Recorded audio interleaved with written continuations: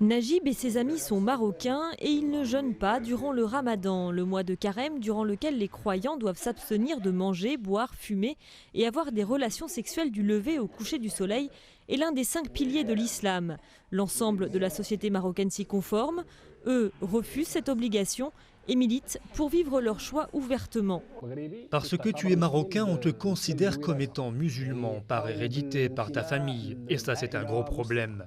Le deuxième problème est d'ordre juridique. Nous utilisons Internet pour lancer un débat citoyen et demander la mise en conformité de la loi marocaine avec les conventions internationales sur les droits humains que le Maroc a ratifiées. L'article 222 du Code pénal marocain punit d'1 à 6 mois d'emprisonnement celui qui rompt ostensiblement le jeûne en public, alors qu'il est notoirement connu pour être musulman. Cette expression est problématique, car de fait c'est souvent le faciès ou le nom de famille qui sont utilisés pour déterminer qui est musulman et qui ne l'est pas. Par exemple, les rares restaurants qui restent ouverts durant le ramadan refusent de servir les Marocains. Une pression sociale qui s'est accentuée ces 30 dernières années.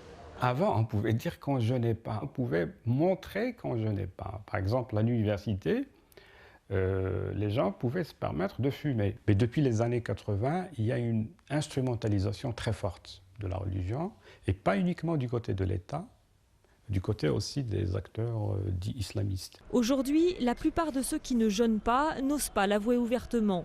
Ils préfèrent vivre leurs différences en toute discrétion. Le gardien de voiture, le patron du kiosque sont toujours en train de demander est-ce que je jeûne ou est-ce que je jeûne pas. Et là, la politique, c'est de répondre que je fais comme tout le monde.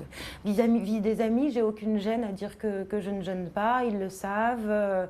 Certains non plus ne jeûnent pas.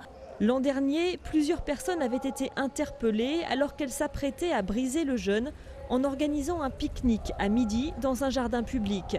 L'ensemble de la classe politique marocaine avait alors unanimement condamné ces fauteurs de troubles.